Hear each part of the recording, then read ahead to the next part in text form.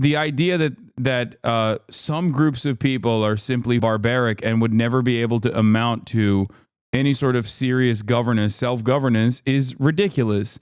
It is an antiquated idea that still dominates the way that we understand this region.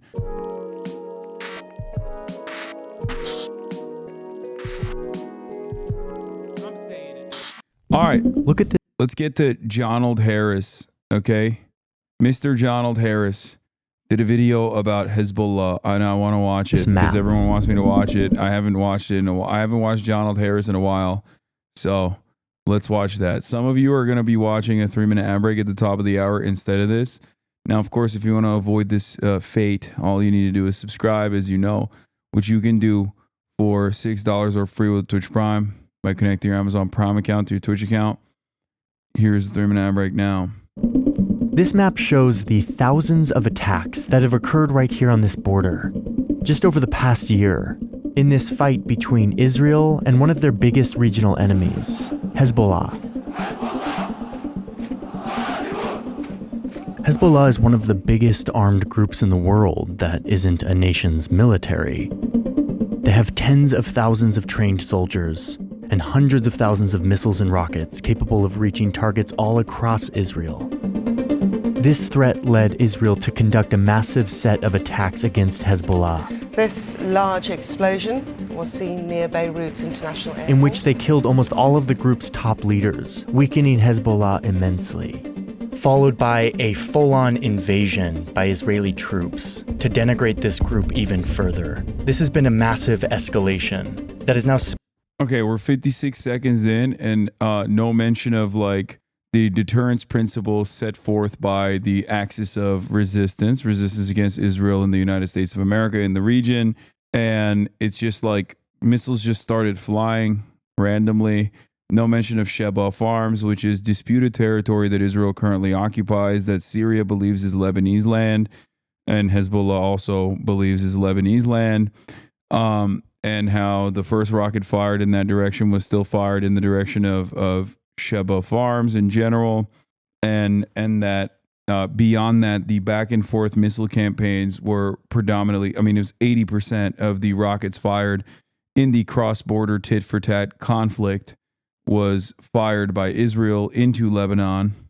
So right off the jump, I feel like there's a lot of details being omitted here. I'm sure it's not deliberate. Capable of reaching all targets in Israel? What? He's right. He's not wrong about that. That part is correct. Hezbollah does have missiles that are capable of reaching all targets in Israel. They have a significantly better defense capability. They have significantly better missiles than Hamas, for example. Hamas's bathtub rockets. Spilling over into this entire region. And to understand how we got here, you really have to understand where Hezbollah came from, and what this group's fierce 40-year struggle tells us about how the modern Middle East came together, and how it's now coming apart.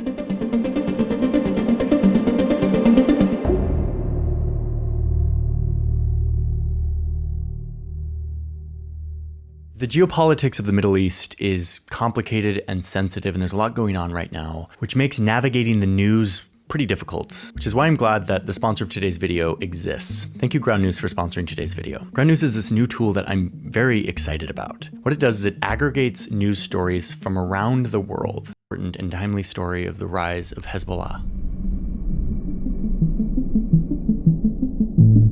The story of Hezbollah really starts when the vast Ottoman Empire broke apart in the early 1900s. Europeans came in and sliced all of this up, France taking all of this territory. But then it was picked apart by other imperial powers with colonial interests in the region. Just saying. It was what they picked up as winnings. I mean, that's what happened. They drew a line here to carve out this little mountainous region, one that was populated mostly by Maronite Christians. But the border didn't include just Christians. The French made sure to include this area to the east and this area to the south, areas that contained large populations of Shia Muslims, who were now forced into this new country where they were made a minority to the Christians, along with a few other religious groups. we're going to focus a lot down here, on this Shia heartland that would eventually become one of the most important regions in the whole Middle East.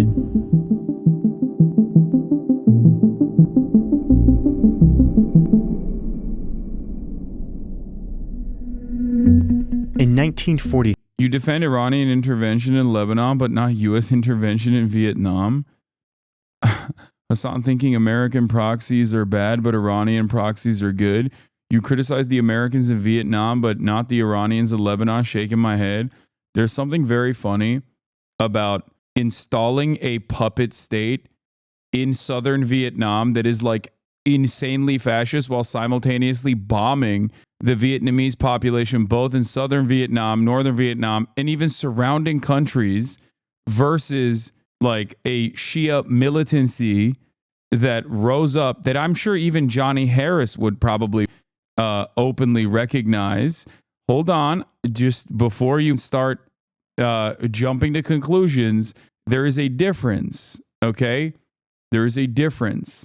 The difference is Iran wasn't pummeling Lebanon as the largest imperial power at the time, while simultaneously saying like, you're going to be ruled by these guys. This is something that a lot of people always fail to comprehend.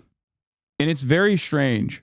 American installation of puppet states, specifically fascist puppet states, are not in line with like any sort of ethnic group that it has any sort of like serious popular momentum. They don't have like popular mobilization. That's why it's usually dictatorial.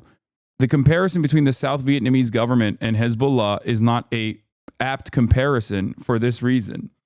Iran does not have the power to be able to look at Lebanon and say, we are going to run Lebanon in the same way that America thought that they had the capacity to run Vietnam.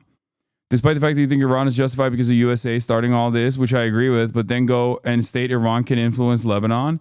I'm not saying that Iran can influence Lebanon, okay? Iran, at the very most, can only offer logistical support to a group of individuals that live in Lebanon that became the primary fighting force within Lebanon.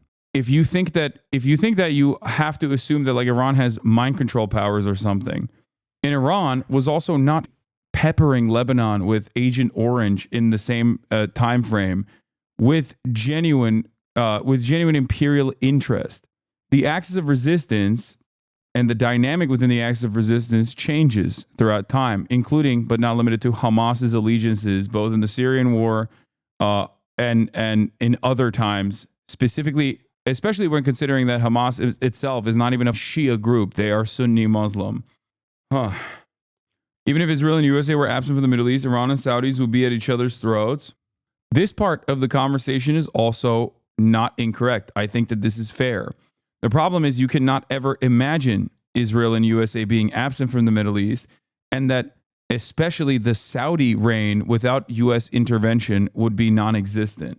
So I don't know why you're talking, or Saudi Arabia in the way that it exists currently would not be a thing without the United States of America nor Israel. It is incorrect. Yeah, exactly. See, it's incorrect. If the U.S. was absent from the Middle East, Saudis wouldn't exist. Saudis propped up by the U.S. 3. Lebanon gains its independence from France. It creates a constitution meant to balance the power between all. Also, yeah, ironically enough, the Iranian Ayatollah regime would not exist without American intervention. What the fuck are we talking about? I can't believe I got so captured by the framing that this chatter was presenting that I forgot a pivotal part of this process, which is that the Ayatollahs are directly a reaction to American imperialism and American statecraft in Iran specifically. What the like, we have routinely with this area. We have routinely with every single country in this area, which is a resource-rich region. So we have to do that. You know, they got that thick, juicy world come that we need. And then we're just like, oops, sorry. Well, these guys are really scary. We just have to continue intervening. And there's nothing we can do. All of these religious groups. But that balance wouldn't last, mostly thanks to what started happening down here. Like, dude, the example with Norway is apt because Norway is a country that has nationalized its extraction industries in its entirety. And one thing that I've always one thing that I've always found, albeit reductive, is a great comparison between Norway. If these countries were allowed to develop and maybe even find themselves within the sphere of influence of the USSR, do you think without American intervention, they would look the way that they do? If they did not, if American intervention and a reactionary movement against said intervention became the only emancipatory movement against such intervention, if those things did not exist, don't you think that these countries could have developed on their own, had their own nationalist movements that may have even found themselves again in the sphere of USSR influence at times? But ultimately, don't you think that that would be beneficial for the area, for these people to have some level of sovereignty rather than be like colonial cutouts of vassal states that play a role in American empire, in Western imperialism in general? Why can't that happen? Why could that never happen?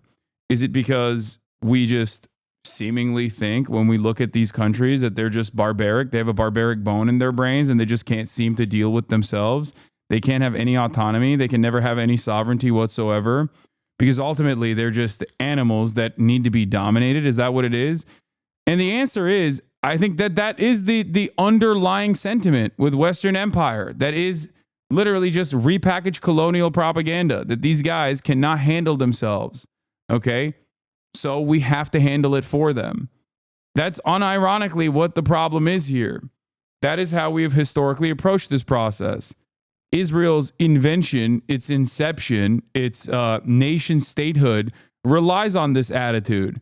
We had to bring in a bunch of people from the West specifically that we know are our guys to a certain degree, that we can directly control and directly have a say in, that want to create a Western version of society there that need to exist there in an incredibly violent manner with mass displacement and complete domination of the local indigenous population so that we always have a foothold in the region. Where another set of borders were being carved into the Middle East. The British had controlled this, but in 1948 they left, and the UN helped draw these new lines, creating a new Israel and Palestinian state. Decades of war forced out millions of Palestinians, many of whom ended up here in Lebanon. These Palestinians are mostly Sunni Muslim. Right, but these are still bourgeoisie states based on exploitation. Somehow concluding that they would not consume each other is ridiculous. Okay, the Rupert Murdoch. The point is, it would be far more favorable to every single person living in these countries that were, once again, not even designed on any sort of real national boundary that they wanted to set during this time, but instead colonial cutouts anyway, that they could have autonomy and sovereignty and be normal nation states that could develop and have, money that they want to spend in whichever direction they want to spend it in. Like the idea that some groups of people are simply barbaric and would never be able to amount to any sort of serious governance, self-governance, is ridiculous. It is an antiquated and white supremacist idea that still dominates this region, or at least still dominates the way that we understand this region. If you don't think that European capitalist countries that are bourgeois states themselves are consistently dominating one another right now, then you can understand a similar cooperation could absolutely occur here as well, unless you think there's something different within the mind of the Arab, okay? Unless you personally think that the mind of the Arab is servile, worthy of domination, not worthy of dignity. They just simply can't control themselves. They always want to eat each other alive. Same with Africa. So this upsets the carefully laid power balance in Lebanon and further marginalizes the Shia Muslims who were fighting for their place in the country. Then in 1971, an armed militia made up of Palestinians called the Palestinian Liberation Organization moves to Lebanon, and they turn this whole region, which again was made up of mostly Shias, into their own little mini-state. You start to see that Lebanon is descending into division between the different militias and powers controlling parts of the country. And in the mid-70s, it all breaks down into a full-fledged civil war between a dizzying number of religious factions. It's a war that will pull in much of the Middle East. What happened that caused them to go there? Just they were just moving in. Why was there a Palestinian liberation movement at all? We didn't just like, that was not a thing. I guess they just anti-Semitism maybe. Would they not say it's the Islamic ideology rather than the mind of Arabs? That's so, again, that you're just repackaging the same thing, okay? Yes, it's the same exact attitude. It is the same thing. It's the difference between Ben Shapiro saying, oh, it's not the race of the black person in America that is inferior. It is their culture. It's just a repackaged version of the same propaganda that makes it seem more permissible to a broader audience. Literally, when you hear someone say, oh, black people aren't genetically inferior, it's not something to do with their race, it's just their culture that keeps them down, understand that you're talking to a racist person.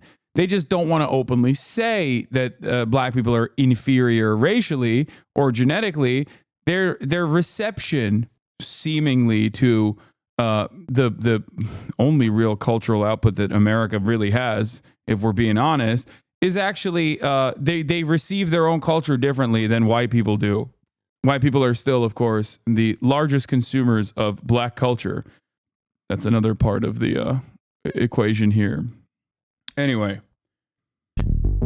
And it's a war whose most important region is down here, in this border zone between Israel and Lebanon, the place that will soon give rise to Hezbollah. Now let's talk about Syria. They're here right next door and they're watching this civil war. And they decide to invade, to prop up the Maronite Christian ruling class, who've become Syria's allies. They want to do this to prevent the civil war from spilling over into their territory. At this point, Syria also considers annexing the entire country of Lebanon, making it a part of Syria. But eventually the relationship between Syria and Maronite Christians breaks down, and Syria continues to occupy this part of the country. Meanwhile, to the south, Israel fears that Syria is growing too powerful. It also wants to wipe out the PLO, who is attacking them across the border from Lebanon. So in 1978, Israel enters the fray, invading from the south and driving deep into the country. Israel succeeds in temporarily suppressing the PLO, but in the process, it displaces hundreds of thousands of locals, most of them Shia Muslims. It's just sad how that accidentally happened. It's cool that Israel always has a good justification for it, you know? I'm glad at least they have a justification. They must have. Israel has a right to defend itself. Yeah, they just kind of entered the fray and they had a right to defend themselves. It eventually withdraws after a UN resolution. But then in 1982, after more PLO attacks, Israel invades again, this time pushing all the way to Beirut, fighting both the PLO and Syria.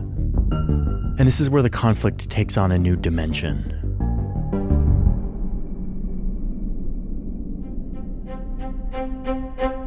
It's 1979. And over in Iran, the people have risen up against the US-backed dictator in this Islamic revolution led by a Shia Muslim cleric who wants... How'd he get there?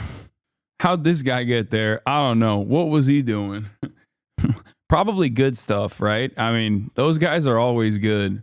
In this Islamic revolution led by a Shia Muslim cleric who wants to spread this revolution throughout the region. He's looking for allies. And in 1982, they find their perfect match here in southern... Like everything that occurred is within the context of the Cold War. Like you cannot frame this outside of... You cannot look at these events that are unfolding without understanding why America was so interested in both propping up Israel and destabilizing the entire region, because most of these countries were, in a way that is not dissimilar to like the BRICS dynamic, I guess, but even though the BRICS dynamic is like a little bit different here, weighing their options of who they could align themselves with. They see America as a destabilizing force in the region. They see the USSR as being more sympathetic, at least, especially certain groups see the USSR as being more sympathetic, and basically they want to dominate as fast as possible. They want to destabilize and dominate as fast as possible. That's partially what happens in Iran as well. The problem is, you know who also is definitely not going to align with the USSR? Islamist fundamentalists for the most part. Problem, however, is that they also are seen, due to their fundamentalist attitudes, seen as, I guess, the only real uncorrupted forces. Ironically enough, in many of these places, they are directly funded and facilitated and radicalized by the Western governments, by specifically the CIA. But it doesn't matter. In the eyes of the population, they're like, well, these are our guys. These are like the most annoying guys in the area. And they probably are not like, they seemingly are more anti-America than anybody else. And I don't want any sort of intervention from the British or the Americans. So I'll just go with those guys. Better than the monarch puppet that was placed on top of me that's dominating my life every day. Sure, we'll take a chance with this guy. And from the perspective of the United States of America, but what exactly were the Soviet interests in Iran? The mullahs called America the greater Satan and the USSR as the lesser Satan? No, you're describing exactly what I'm saying. Islamist fundamentalists are, in the eyes of the American state, Islamist fundamentalists are less likely to align with the USSR's interests because the USSR is also spreading atheism within countries in its periphery. The USSR is also forcibly Russifying many of the regions that have a shit ton of Muslims inside of its own territorial boundaries. This presents a threat for a lot of the Islamist fundamentalists as well. This is part of the reason why in Afghanistan especially, you saw a bunch of Islamist militias propped up by the United States of America with the deliberate interest of bringing the USSR in to deal with a lot of the shit that the Afghan government was doing that was, aligned with the USSR at the time. But their goal was to specifically fund and offer logistical support and radicalize the Mujahideen movement so that Russia would go in to intervene, a gamble that actually panned out really well for them in the short term, which may have led to the demise of the USSR that spread itself too thin, but then kind of backfired dramatically on the United States of America when 9/11 happened, or I guess depending on whose perspective we're looking at, it paid out dividends later down the line for the American military industrial complex. So I'm not saying that I'm not saying that Islamists were USSR aligned at all. I'm simply stating that predating Islamist movements in these countries, which always existed but were nascent in comparison to like social democratic pan-Arabist pan-Arabic nationalist movements, or even, dare I say, socialist pan-Arabic nationalist movements, which presented a much graver threat to the United States' interests in the region. They played a little bit fast and loose with propping up Islamist groups that were never going to align with the USSR in their own calculation. Does that make sense? But that is a bit reductive. The USSR never gave the same degree of support to their guys like the US did in that area. Afghanistan is sort of an exception. But for example, when Egypt was attacked by Israel, the USSR did not react and even had a weapons embargo on it. Yes. Well, they also had significantly, they had limitations in comparison to America. But not only that, but also, I'm not talking about like the USSR's willingness of cooperation. I'm talking about America's fears that they might cooperate. Does that make sense? Anyway, the point is for the mullahs, the Islamic Revolution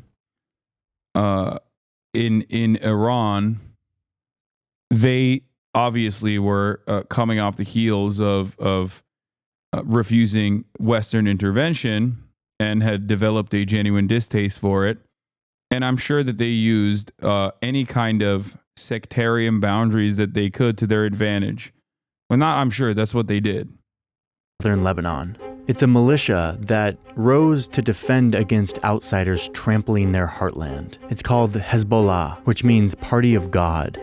Iran picked this group in particular because it shares its goals of Islamic revolution and a deep distrust and disdain for Israel. Iran starts providing Hezbollah with money, weapons, soldiers, training, and leadership. And in return, Hezbollah proclaims loyalty to the Iranian Revolution and its supreme leader. What started as Lebanon's civil war is now a regional war that is heating up. So the United States enters, leading an international peacekeeping mission to try to calm these tensions. But of course, Hezbollah and Iran hate this. They now have two prime targets in their backyard, Israel and these Western powers led by the US.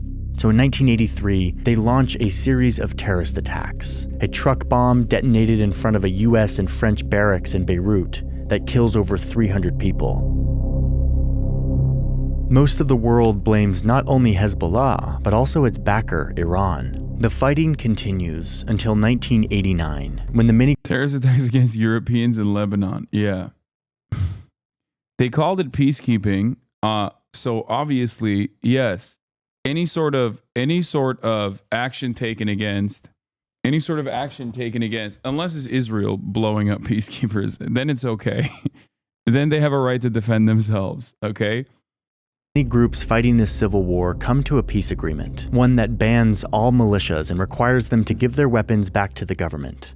But there's a big catch here. Israel still occupies what they call this security buffer zone in southern Lebanon. So the peace agreement makes an exception specifically for efforts that resist the Israeli occupation, aka they allow Hezbollah to continue to exist, turning them into something more than just one of these militias fighting for their group. It gives them a kind of official status to continue acting as a defender of southern Lebanon, the country's bulwark against Israel.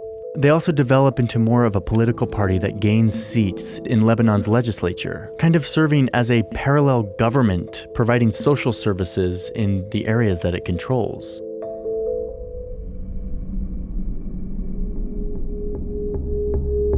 But they did that also in a sinister fashion, just so you know. They were doing that in a sinister way. When they were offering social safety nets, they did that in an evil way. I need you to understand that. A Islamic style social safety net. Look at Hezbollah in this moment, because they find themselves in the middle of shifting power games in the Middle East, balancing their mandate to defend their Shia heartland, which was their founding motivation, but also trying to gain further influence in the region, while also appeasing the demands of their major supporter, Iran. In 2005, Lebanon's prime minister is assassinated, and most Lebanese blame Hezbollah, along with its other foreign supporter, Syria. Lebanese people rise up in mass protest, and Syria eventually withdraws its forces that have occupied Lebanon for 28 years. Hezbollah is disgraced. Its legitimacy is supposed to come from resisting foreign meddling, and it's becoming clear that they have become a pawn in the geopolitical game of regional powers, Syria and Iran. I don't understand why a lot of this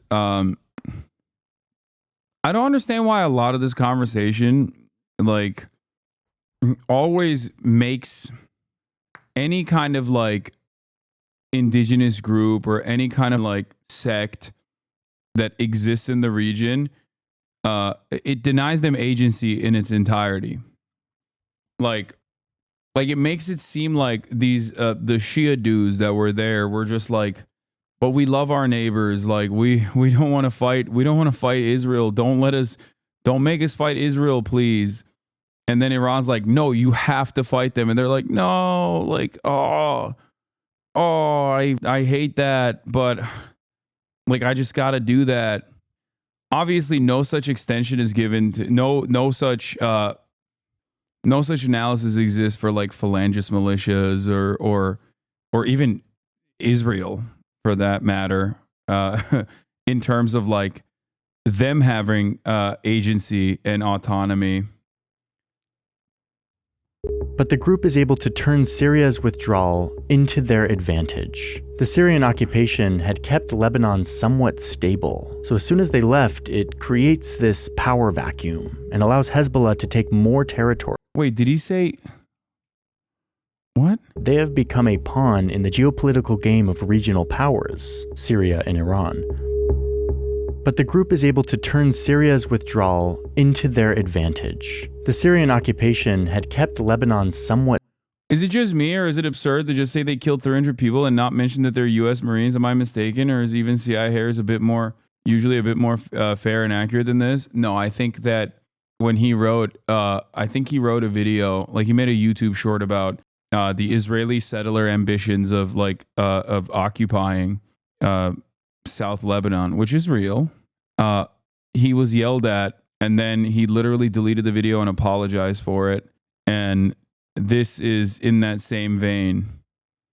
Hey everyone, earlier today I published a short form video about a group of Israelis who are calling for people to move in and build settlements in southern Lebanon in an effort to expand Israel's territory. I likened it onto the settler movement that had led to illegal settling of Israelis in the West Bank after 1967. I'm realizing now that I was wrong to equate the two. This is a different situation. While some Israelis do want to expand Israel's territory by attempting to settle southern Lebanon, this is a fringe group that, under the current status quo, has no feasible chance of expanding Israel's occupation and changing Israel's borders. This may change as the conflict escalates, but for now, the comparison was an inaccurate characterization. I will also refuse to recognize that the way that this was propagandized and packaged was also a fringe movement that was not really backed by the Israeli state, even though it totally was backed by the Israeli state, both quietly and also publicly. And now we just kind of take it for granted because it just happened to exist that way. This may change as the conflict escalates, but for now, the comparison was an inaccurate characterization. I hope you trust that when these errors come to my attention, I will do my best to assess the error and immediately issue a correction and let you all know about it. Thanks for your patience. Yeah. He took down the video because he made a correct take. Just saying. Stable. So as soon as they left, it creates this power vacuum and allows Hezbollah to take more territory, ramping up attacks across the border against Israel and leading to another brief war with the IDF. Hezbollah continues to be a useful proxy for Iran, and Iran continues to fund them and arm them. And by 2011, Iran and Syria pull Hezbollah into another unpopular conflict. They were just kind of doing that for fun. Like for no reason. They were anti-Semitically, if I might add, anti-Semitically, but also like at the behest of Iran as well, and not necessarily due to their own personal ambition or motivation of wanting to rid Israel of their territorial boundary. Yeah. 2006 war. Yeah. The PLO just kind of disappeared from the story. Strange. Yeah. It's just weird because, like, if you were to look at this entire story, there's almost always this uniting principle, which is that people don't want to get blown up by a Western-backed state that routinely, also in their own way, collaborates with some of the most rabid freaks in the region that end up doing unimaginable war crimes.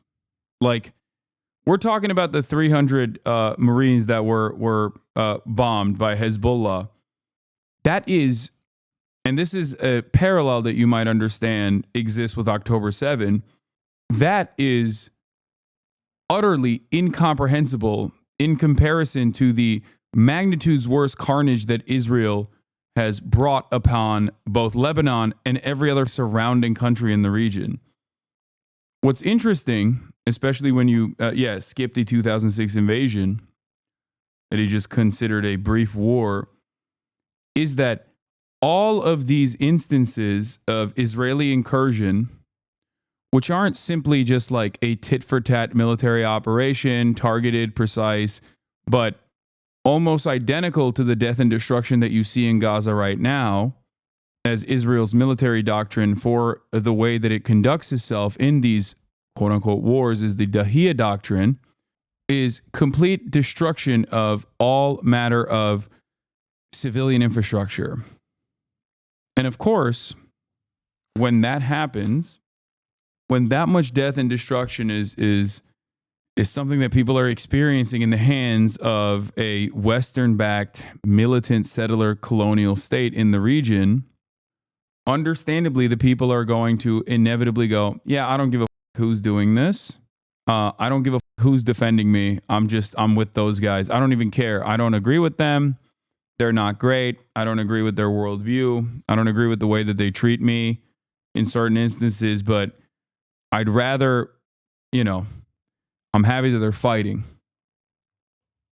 Syria's civil war. But this hurts Hezbollah's reputation because now they're fighting on behalf of Syria's brutal Iran-backed regime. These once liberators have turned into foot soldiers of oppression, doing the bidding of outsiders. But its last source of legitimacy continues to be its resistance to Israel, something that Lebanon's own government is too weak to do. This remains their source of legitimacy today.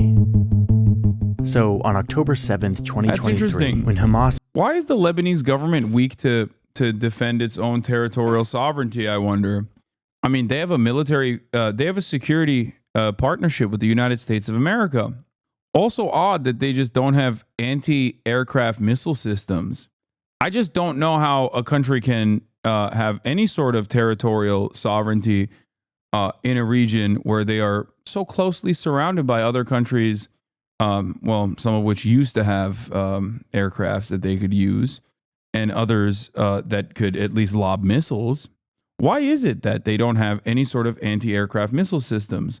Why is it that they don't have, despite the security cooperation and partnership that they have with the American government, why don't they have some of the latest and greatest technology that is afforded to America's allies in the region?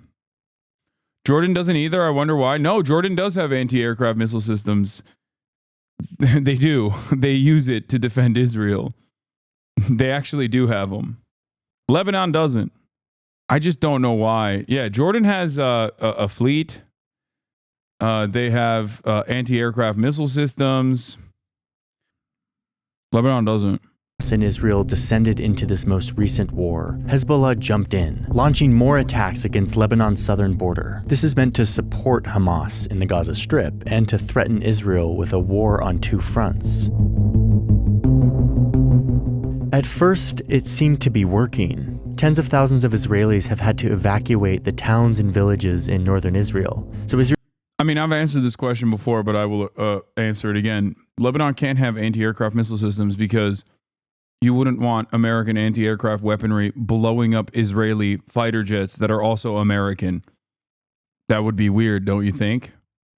It would be weird to give this country that we have security cooperation with any kind of defense capabilities that would then inevitably blow up Israeli fighter jets that are on their way to bomb Beirut.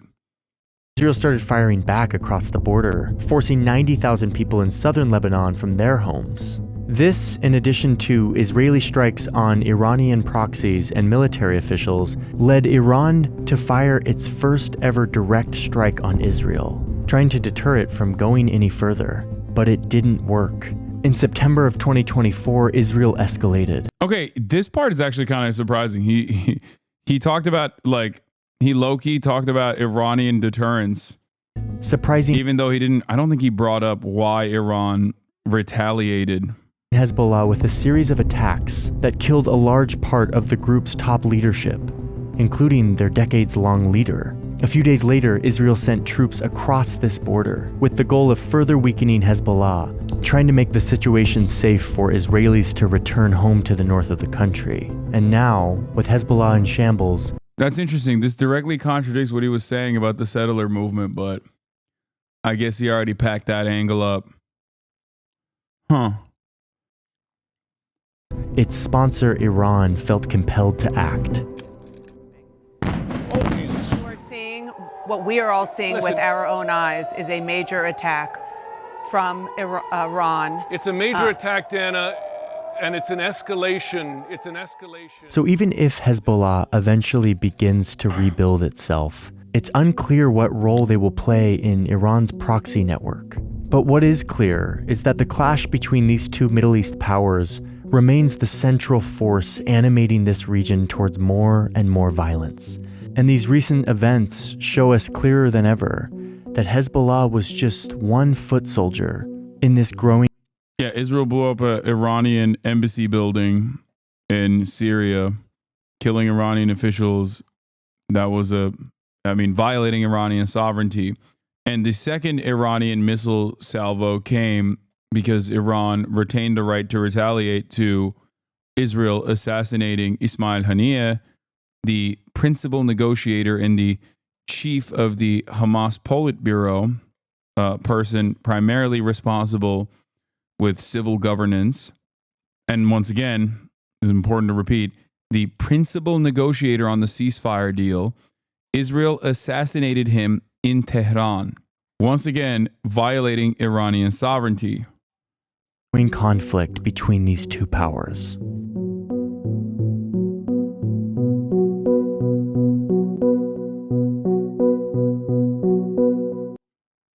I mean, this was unimaginably reductive. I find it strange that it's not even like omitting details to make it seem more presentable to a Western audience. But I just don't understand why you would never like put forth motivations and the ambitions of people that are that make up these militia movements, right? Like that's just like you don't have to agree with it. You don't have to agree with them. You could do the Benny Morris thing and be like, yeah, you know, you can pull up Benny Morris and be like, yeah, the Nakba happened, but it was good. You know what I mean? You could technically look at the motivations and describe them, even if you don't agree with those motivations. The problem is Americans like to see themselves as like the heroes in every story. And they like to see themselves on the side of the heroes, on the side of the rebel groups, right?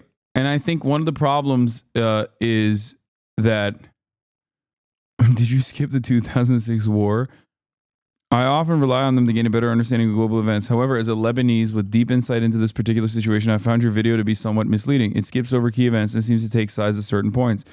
I'd be willing to provide a detailed breakdown, pinpoint specific timestamps where the content could be more accurate, but I'm hesitant to invest the effort if it's just going to be overlooked. If you're truly committed to presenting objective, truthful information, misleading to the point where it's almost propaganda. Yeah. Just 5 minutes in and this video is so inaccurate. This video is made for people who have no idea what's going on. And after they will still... This is what I was thinking as well.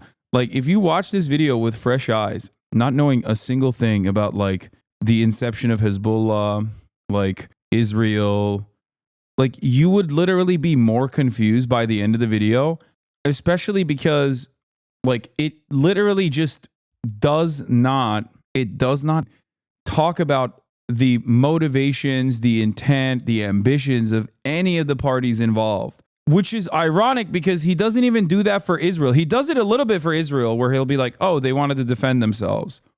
But like, if you knew nothing and you came into this with fresh eyes and you wanted to like learn about at least a couple talking points, you'd be like, what the fuck did I just watch? It just seems like a bunch of people were motivated to fight for no reason, including at times even the Israeli occupying force. It's just kind of a thing that happened. People are violent and religious, and they just fight each other all the time. People be fighting.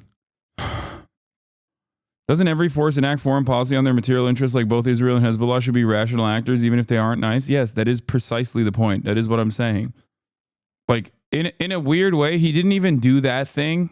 He didn't even do the thing where they're like, oh, their motivation is that they're bloodthirsty and anti-Semitic. Like he didn't even point the intent in the Lebanese direction or Hezbollah's direction as like some vague generalized anti-Semitic perspective. I think maybe he was just feeling like he hasn't done a lot of videos in a while or something. I don't know. Like the only party with seemingly any agency here is Iran, and they're always... You started the video from the Ottoman Empire, conveniently omitted settler colonial tactics of Israel and jumped directly to PLO. Convenient, bro, convenient. The phrasing used on this video is highly misleading. It reads more like propaganda than something genuinely intended to inform or educate. Here's a list of Israeli atrocities committed in this time period that this guy skipped. Sabra and Shatila massacre in 1982. Israeli forces allowed a Lebanese Christian militia, the Phalange, to enter the Sabra and Shatila refugee camps in Beirut. Over 2 days, they massacred between 700 and 3,500 Palestinian civilians. Yeah. They also blocked the civilians from escaping so that the Phalangist militias could slaughter them. Operation Grapes of Wrath, 1996. Israel launched a large-scale military operation against Hezbollah in southern Lebanon. During the campaign, Israeli artillery shelled a UN compound in Qana where hundreds of Lebanese civilians had taken refuge. 2006, Lebanon War. In response to Hezbollah capturing 2 Israeli soldiers, Israel launched a massive military campaign in Lebanon. The war resulted in 1,100 Lebanese deaths, mostly civilians. Like, if you don't mention any of this stuff, you can't understand how the Hezbollah rose to prominence. Gained any sort of like unlikely allegiances from the rest of Lebanese society, which is understandably primed to despise them. Blockade and wars on Gaza, settlements and forced evictions in the West Bank, killing of Palestinian protesters, treatment of Palestinian detainees, disproportionate response in conflicts, collective punishment, targeting of civilian infrastructure. Like, what is the PLO? Like, that's the question that I would have. I'd be like, what? The PLO? What is that? Why are they in this area that you're saying is Jordan? But on the maps, when I look at it now, it looks a little different. Like, what happened there? How did they go to Lebanon? Why did they go to Lebanon? Why do they exist? What is Palestine? The PLO didn't simply move to Lebanon. It was expelled from Jordan during the events of Black September because the organization attempted a coup against the king, as it also considered Jordan part of the future state of Palestine. You explain where they attacked, but never explain why they attacked. Telling the history of the region without speaking one bad word about what Israel did all these years is truly something shameful to do. This video makes me wonder what other videos you made that have been inaccurate. Congratulations, you've just lost a subscriber. Can't see any shallower description of reality. Even his maps are bullshit and contain an agenda. This doesn't even begin to tell the full story. I've lost so many family members at a little village in Lebanon, literally in the middle of nowhere. They live off the land and everyone lived a simple life. Then bombs started dropping left and right. Now everyone has left a beautiful mountainside my father and generations before him used to call home. People on both sides need to stop killing each other. This has gone too far. Sloppy work. Love how the Nakba was reduced to decades of war forced out millions of Palestinians. Highly inaccurate and misleading video. Easy to classify them as terrorists, but not these West who invade them. Ironic, is it? Irony, is it? I'm not even from the region, but please either tell the whole story or don't. Skipping the 2006 war, trying to sell the Hezbollah who started fighting, calling it war from 2 sides. Either you start to sell propaganda or you don't do research on your topic very well. Keep the old way, please. 9/11 really f***ed enough people up to believe that the part of the world is just filled with pissed off Arabs. It makes doing propaganda so easy because people fill in their own blanks based on what they know. All Zionist propaganda needs to do is leave shit out and it will reach hearts and minds. Yeah. I've never seen a Johnny Harris comment section like this. Spewing foolishly lies absolutely totally about the Iran and Syria. Guys, this video is funded. It is an ad. Brought to you by AIPAC. And Johnny, Israel escalated. Johnny, 5 seconds later, Hezbollah forced to respond. Dude, come on, no one catches the biases in editing or you want to be biased intentionally. Damn, this guy is actually saying this video wasn't pro-Israel enough. He managed to piss off everybody, dude. We found one. We found even a guy who's like, dude, what the I don't like the way you presented Israel in this. Yeah, Johnny Harris, much like Israel, on a 7-front war. Johnny Harris seemingly has opened a new front in his war. It's just interesting because, like, dude, what is going on right now in terms of like anyone that dares resist against Israel, okay, and Israel's actions is identically treated to the exact same way that people who said, why the fuck are we invading Iraq, were treated in the United States of America. Like literally 1-to-1. Back then, when you said we should not invade Iraq, this is ridiculous. What the fuck are you talking about? We shouldn't even be in Afghanistan. What the fuck are we doing? People would turn around and say, you love Saddam Hussein. You're a terrorist sympathizer. You love Saddam. You want to mustard gas every Kurd you've ever met in your entire life. You love him. You want to fuck Saddam Hussein. You want to be Saddam Hussein. You love terrorism. You want American Sharia. Which, ironically enough, that's what Saddam Hussein was doing in the eyes of Americans, which makes it even funnier because the Ba'ath Party is now a Sharia party, okay? A jihadist, Islamic style Sharia party, okay? You want Sharia law in the same way that Saddam Hussein had. That's what they would say. Like, and it's funny that, like, as an Iraqi whose mom is Kurdish, so much this, I used to get this all the time. It's just like, yeah, you love Assad, you love Gaddafi, you love Putin. They say that shit to me all the goddamn time, no matter who it is. When I'm like, hey, maybe us blowing shit up is not the best way forward, and we can't really keep this up. We can't really keep this attitude up. Did the PLO randomly just decide one day that they would attack the IDF?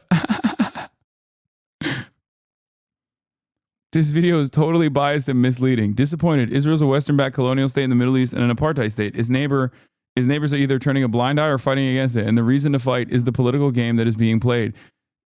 As a Jordanian from the region, you didn't even scratch the surface of the conflict.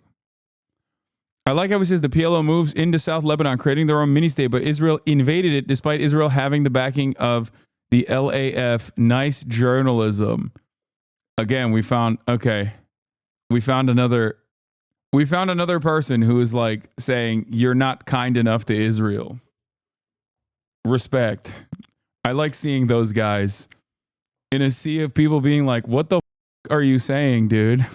This reads like pro-Israeli propaganda. There's still guys who are like, I don't really appreciate how you criticize Israel.